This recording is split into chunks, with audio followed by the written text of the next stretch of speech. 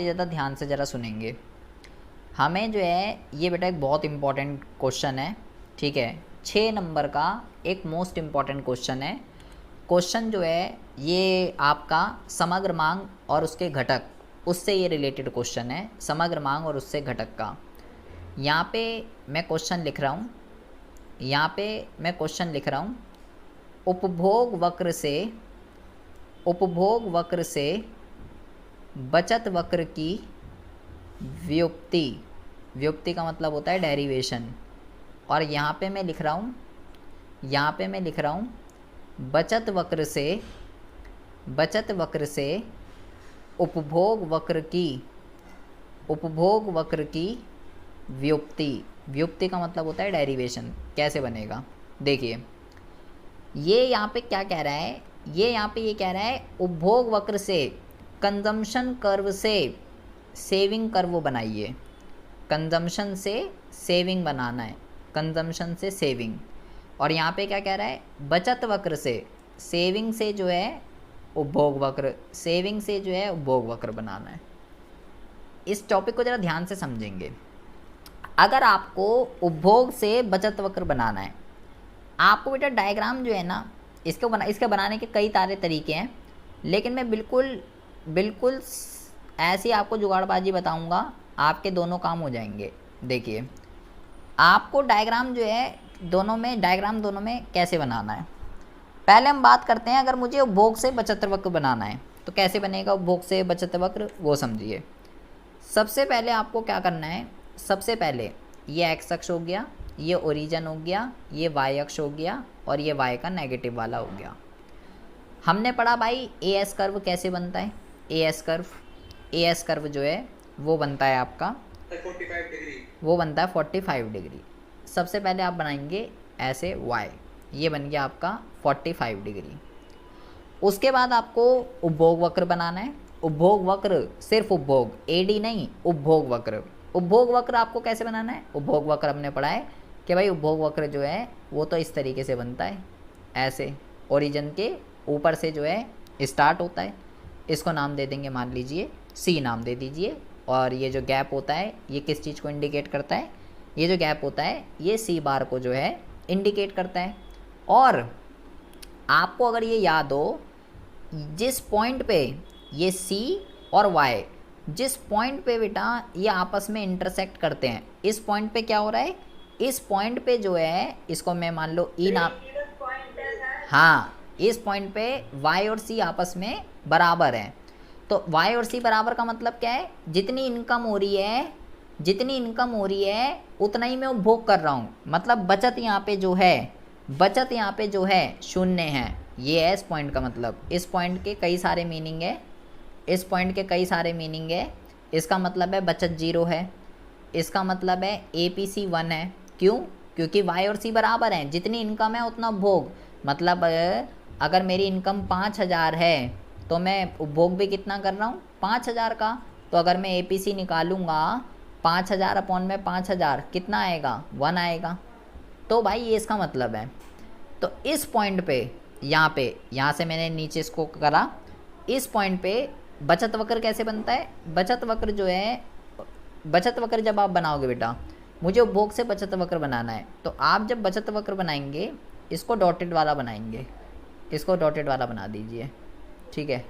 ये जो है ये हो गया आपका बचत वक्र, इसको नाम दे देंगे SS। और इस पॉइंट को नाम दे देंगे, इस पॉइंट को नाम दे दीजिए S1, और इस पॉइंट को नाम दे दीजिए लाइक B नाम दे दीजिए।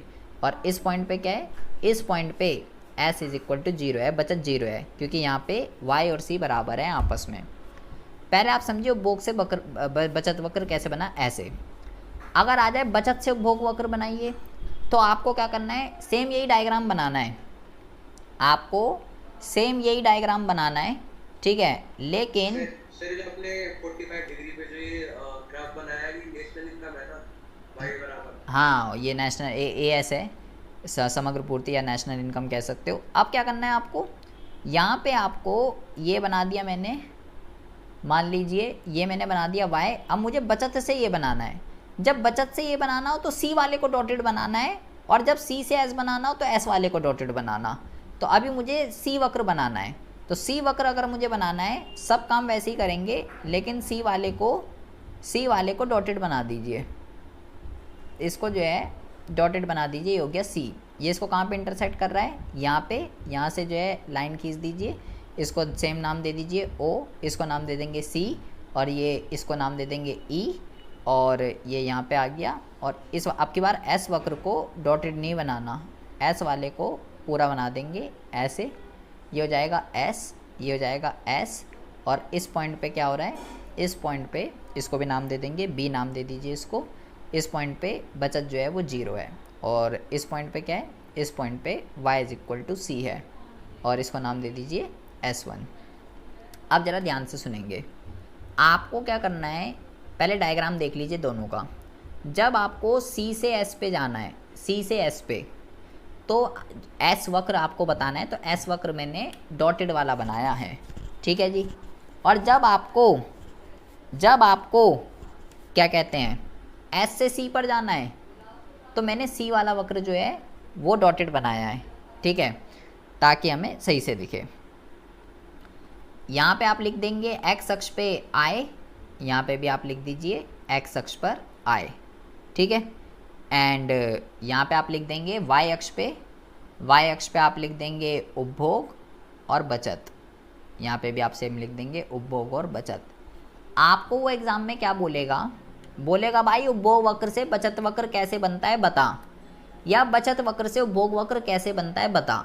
तो जो जोन सा भी पूछेगा वो आप बता दोगे, लेकिन बोलेगा उसके चरण बता। जैसे कक्षा 10वीं में एक चैप्टर था हमारा कंस्ट्रक्शन का, जिसमें प्रकार वगैरह चलता था, रचना के पद लिखने पड़ते थे, चरण क्या क्या करा, कैसे कैसे करा, वो बता भाई। तो बस वही चीज़ आपको यहाँ पे लिख के दिखानी है। पहले ज़रा इस वाले डायग्राम के चरण समझिए, क्या लिखेंगे। सबसे पहले मैंने क्या करा था, 45 डिग्री का क्या करा था मैंने, सबसे पहले y वाला खींचा था सबसे पहले। तो सबसे पहले आप लिखेंगे, सबसे पहले हमने क्या करा, सबसे पहले मूल बिंदु किसको कहते हैं, इसको मूल बिंदु कहते हैं, ओरिजिन। सबसे पहले मूल बिंदु से गुजरती हुई क्या करी है, मूल बिंदु से गुजरती हुई 45 डिग्री रेखा का निर्माण किया, ठीक है, जो कि क्या है, जो कि y कह सकते हो, या AS वक्र को दर्शा रहा है। ये आप जो है यहाँ पे लिख देंगे सबसे पहला, ठीक है जी। यहाँ पे आ जाइए, चरण वन सेम यहाँ पे लिखेंगे, कोई चेंज नहीं आएगा, क्योंकि यहाँ पे भी हमने यही करा था। सबसे पहले चरण लिखने के नंबर हैं 6 नंबर का जाता था, तो 5 स्टेप लिखने के ही हैं, और 1 नंबर ग्राफ के हैं, तो पहले में भी वहाँ यही लिख देंगे। अब आपको क्या करना है, चरण दो चेंज हो जाएगा। क्या करना है, बहुत ही ज़्यादा ध्यान से सुनेंगे। चरण 2 में आपको क्या लिखना है, स्टेप 2 में क्या करा था हमने, पहले तो मैंने 45 डिग्री की लाइन खींची थी, वो मैंने यहाँ पे लिख दिया। उसके बाद मैंने क्या करा, उसके बाद मैंने ये सी वाला कर्व खींचा था, सी वाला कैसे, ये जो OC का गैप लिया है, यहाँ से मैंने सी वाला कर्व खींचा था। तो उस लाइन को हम कैसे लिखेंगे, ये लाइन मुझे लिखनी है, इस लाइन को मैं कैसे लिखूंगा। और यहाँ पे मैंने क्या करा था, यहाँ पे मैंने पहले यहाँ पे मैंने पहले ये वाला कर्व बनाया है, ठीक है ना भाई। इस वाले में मैंने पहले S बनाया था, यहाँ से मैंने इससे इसको ड्रॉ करा है, और यहाँ पे इससे इसको ड्रॉ करा है। तो आप यहाँ पे लिखेंगे चरण 2 पे, चरण 2 दोनों के चेंज है, उल्टा करना है आपको। चरण 2 पे आप लिखेंगे, फिर इसको x अक्ष कहते हैं, ये वाला जो है, ये वाला y अक्ष होता है, और ये पूरा x अक्ष होता है, ठीक है। तो उसके बाद लिखेंगे फिर y अक्ष के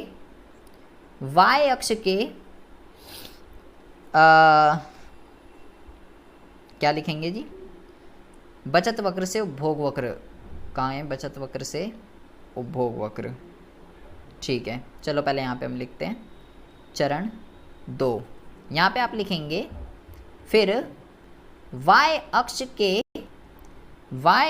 के धनात्मक भाग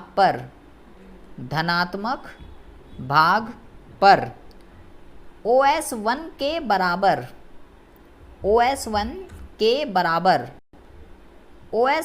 बराबर ओसिलिया जो कि उपभोग वक्र का प्रारंभिक बिंदु है। क्या बोला बेटा हमने इस लाइन में? हमने इस लाइन में ये लिखा है कि मेरे भाई पहले तो मैंने 45 डिग्री की लाइन खींच दी, ये मैंने 45 डिग्री की लाइन खींची थी। फिर मैंने ये लिखा है कि ये वाला जो गैप होता है बेटा OC, ये किसको रिप्रेजेंट करता है? C बार को। और ये वाला गैप कौन सा होता है? ये रिप्रेजेंट करता है S बार को। और ये कौन सा लेवल है? इनकम का 0 लेवल। और हमने एक सूत्र पढ़ा है, अगर आपको याद हो, कि भाई C बार और माइनस का S बार ये दोनों बराबर होते हैं आपस में। तो ये वाला जो गैप होता है, ये वाला जो गैप होता है, ये वाला गैप बराबर होता है इस वाले गैप के। तो मैंने ये लिखा है उसके अंदर ये y अक्ष होता है, ठीक है। मैंने ये लिखा है कि y अक्ष पे OS1 के बराबर इतना जितना गैप यहाँ पर है उतना ही गैप मैंने y अक्ष के धनात्मक पे लिया। ये होता है बेटा y अक्ष का धनात्मक और ये होता है y अक्ष का ऋणात्मक। नीचे वाला पार्ट नेगेटिव होता है, ऊपर वाला पार्ट पॉजिटिव होता है। तो जितना गैप यहाँ पर था उतना ही सेम गैप मैंने y अक्ष के धनात्मक पर लिया। और जो पॉइंट आया वो किसका प्रारंभिक बिंदु है? वो प्रारंभिक बिंदु है C का, उपभोग वक्र का प्रारंभिक बिंदु। ये लाइन मैंने यहाँ पे लिखी है। अब यही लाइन मुझे यहाँ पे लिखनी है। यहाँ पे आप क्या लिखेंगे? देखिए यहाँ पे ये वाला जो गैप है इस वाले गैप के बराबर है। जितना गैप यहाँ है उतना ही गैप यहाँ है। तो आपको ये लिखना है यहाँ पे फिर y अक्ष के ऋणात्मक पर, नीचे बेटा y अक्ष के ऋणात्मक भाग पर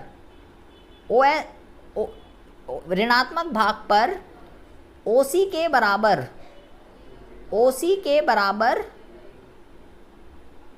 के बराबर OS1 लिया, जो कि बचत वक्र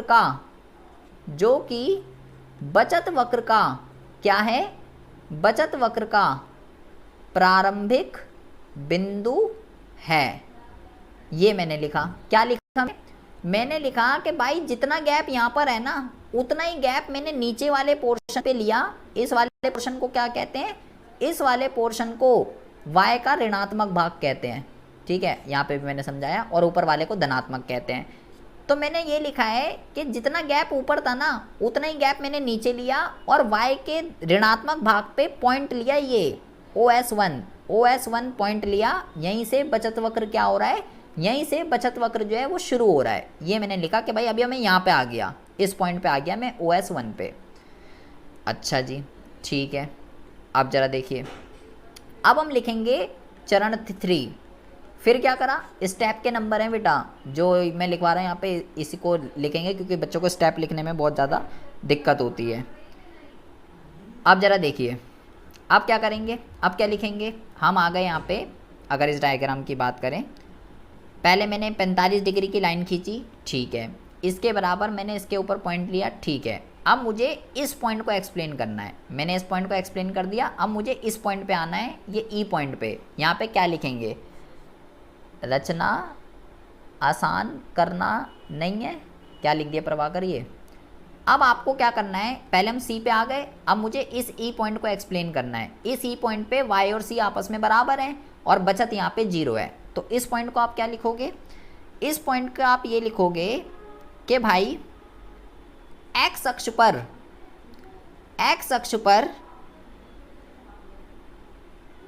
ये होता है एक्स अक्ष, ये होता है एक्स अक्ष। एक्स अक्ष पर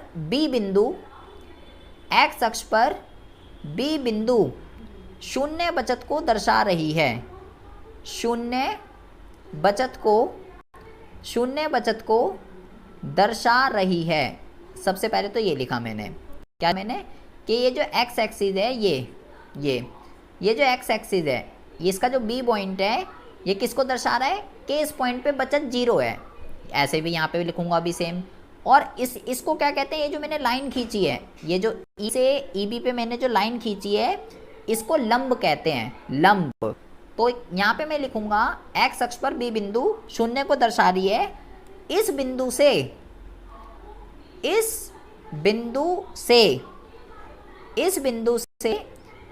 एक लंब खींचिए, ये हमने लिखा, जो कि क्या कर रहा है, जो 45 डिग्री की रेखा को 45 डिग्री की रेखा को ई बिंदु पर काटता है, ई बिंदु पर काटता है। क्या लिखा मैंने लिखा कि भाई ये जो एक्स अक्ष है इसका बी बिंदु पे एच 0 है, वहाँ से मैंने एक लंब खींचा, इसको क्या बोलेंगे, इसको बोलेंगे लंब। यहाँ से मैंने एक लंब खींचा जो कि ये 45 डिग्री वाली ये जो लाइन है ना, ये इसको ई बिंदु पे काट रहा है, ये हमने यहाँ पे लिखा है। लंब खींचिए जो कि 45 डिग्री की रेखा को ई बिंदु पे काटता है। इस बिंदु पर y और c बराबर हैं, इस बिंदु पे y और c बराबर हैं। इस प्रकार ई बिंदु उपभोग वक्र का क्या है, उपभोग वक्र का दूसरा बिंदु है। ये आपने यहाँ पे लिखा। उसके बाद आप क्या लिखेंगे, यहाँ पे हम पहले यहाँ लिख देते हैं चरण 4। अंत में C और E बिंदु को क्या कर देंगे, E बिंदु को मिलाते हुए इसे आगे तक ले जाएंगे,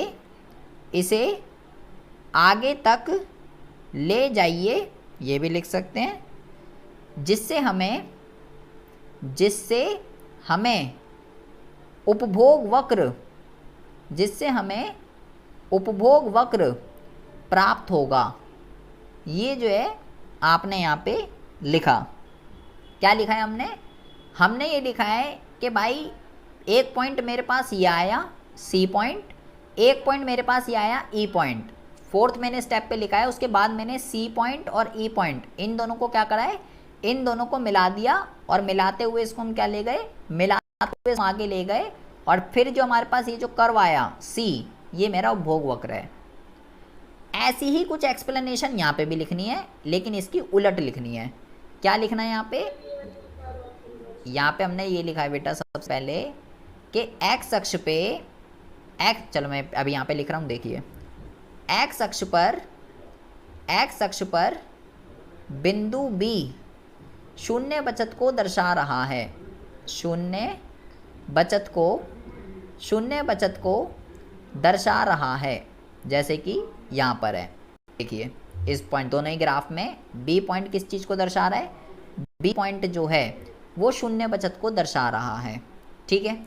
उसके बाद आपने लिखेंगे यहाँ पे शून्य बचत को दर्शा रहा है। उसके बाद आप लिखेंगे इसके बाद ई बिंदु से, इसके बाद यहाँ पे आप लिखेंगे इसके बाद ई बिंदु, चलो यहीं से लिख लीजिए,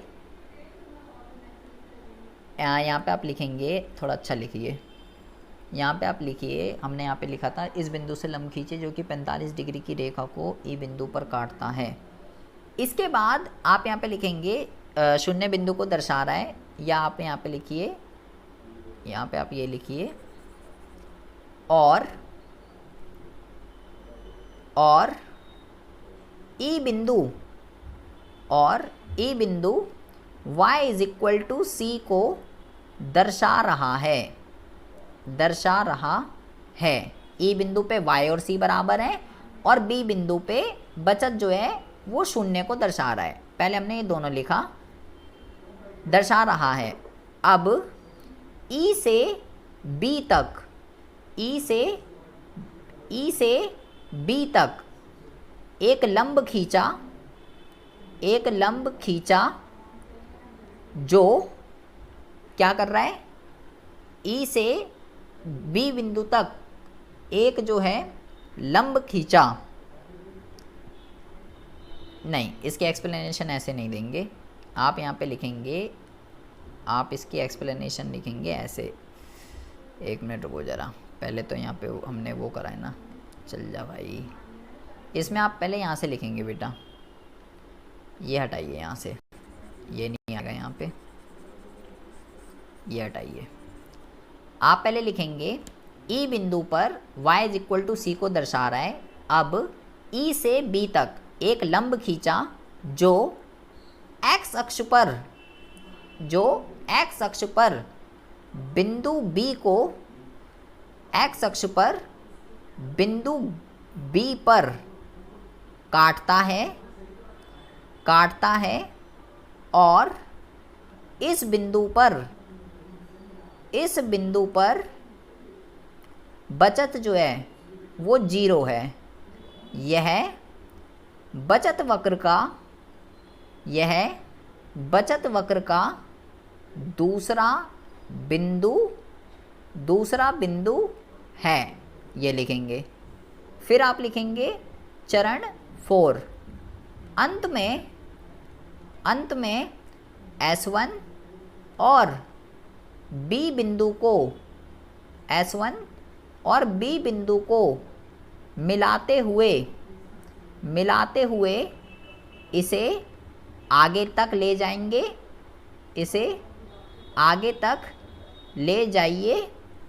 जिससे हमें बचत वक्र प्राप्त होगा। ये जो है बेटा आप इसके अंदर ऐसे एक्सप्लेनेशन लिखेंगे। एक्सप्लेनेशन के नंबर हैं, इसमें बच्चे एक्सप्लेनेशन नहीं लिख पाए तो ये मैं शीट भेजूंगा, इसको आप देखिएगा क्या लिखा। देखिए, सबसे पहले हमने लिखा भाई 45 डिग्री की लाइन खींची, सबसे पहले तो ये लिखा। उसके बाद हमने क्या लिखा, उसके बाद हमने लिखा कि y अक्ष के ऋणात्मक भाग पर OC के बराबर OS1 लिया, जो कि बचत वक्र का प्रारंभिक बिंदु है। कि ये जो OC है ना, OC और OS1 ये दोनों गैप आपस में बराबर हैं, क्योंकि हमने ये पढ़ा है बचत जब 0 होती है तो भाई C बार और S बार बराबर होते हैं आपस में। तो ये वाला जो पोर्शन होता है, ये वाला पोर्शन के बराबर होता है। तो हमने लिखा है OC के बराबर OS1 लिया और y अक्ष के ऋणात्मक भाग पे एक पॉइंट लिया जिसका नाम है S1।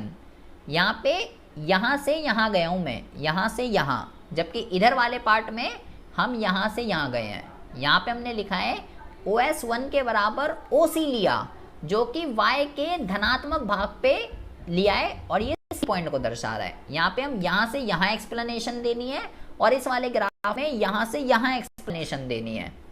फिर चरण 3 में हमने क्या लिखा है, फिर चरण 3 में हमने लिखा, यहाँ पहले आप यहाँ पे देखेंगे, फिर हमने चरण 3 पे लिखा हमें यहाँ पे उल्टा जाना है, यहाँ से यहाँ जाना है सारी एक्सप्लेनेशन में। फिर हमने ये लिखा है कि x अक्ष पे जो बिंदु B है वो किसको दर्शा रहा है, जो बिंदु B है वो शून्य बचत को दर्शा रहा है। फिर यहाँ से हमने एक लंब खींचा जो कि y का ये जो 45 डिग्री की जो रेखा है उसको E बिंदु पे काट रहा है और यहाँ पे y और c आपस में बराबर हैं। ये मैंने चरण 3 में लिखा है। और उसके बाद मैंने लिखा कि भाई ये जो E बिंदु है ये उपभोग वक्र का दूसरा बिंदु है। पहला बिंदु ये है, दूसरा बिंदु ये है, ये पहला है और ये दूसरा है। उसके बाद जब मैंने पहले और दूसरे इन दोनों पॉइंटों को मिलाया तो जाके मेरे को उपभोग वक्र मिला। ये हमने लिखा है एक्सप्लेनेशन में। यहाँ क्या लिखा है, यहाँ से नीचे आना है, यहाँ से उल्टी एक्सप्लेनेशन देनी है। पहले मैंने लिखा कि भाई ये जो ई बिंदु है ये जो है y और c को दर्शा रहा है। उसके बाद मैंने एक लंब खींचा, ये क्या है, ये लाइन जो है इसको लंब बोलेंगे। मैंने एक लंब खींचा जो कि x अक्ष पे क्या कर रहा है, b बिंदु पे उसको काट रहा है और b बिंदु पे s इज इक्वल टू 0 है। अब ये क्या है, ये वाला बिंदु, ये जो b बिंदु है ये बचत वक्र का दूसरा बिंदु है। पहला कौन सा है, S1, ये पहला बिंदु है और ये क्या है, ये दूसरा बिंदु है। और जब मैं इन दोनों बिंदुओं को मिलाया S1 और B, जब मैंने इन दोनों बिंदुओं को मिलाया तो मुझे जो है बचत वक्र प्राप्त हुआ। इसकी एक्सप्लेनेशन की प्रैक्टिस कीजिएगा लिख लिख के, तब एक एक एक्सप्लेनेशन आप समझ लीजिए, दूसरी उसकी उल्टी लिखनी है। सी से एस की कर लीजिए या एस से सी की कर लीजिए। लेकिन बेटा ये बहुत अच्छा क्वेश्चन है, ये 6 मार्क्स का क्वेश्चन आता है एग्जाम के अंदर, 6 मार्क्स का। बोलिए नंदिनी जी। सर स्टेप 5 नहीं है? नहीं, इतना लिख दोगे काफ़ी है, हमारी एक्सप्लेनेशन बड़ी हो गई है, काफ़ी है इतना। ठीक है जी, आ रही है कुछ बात समझ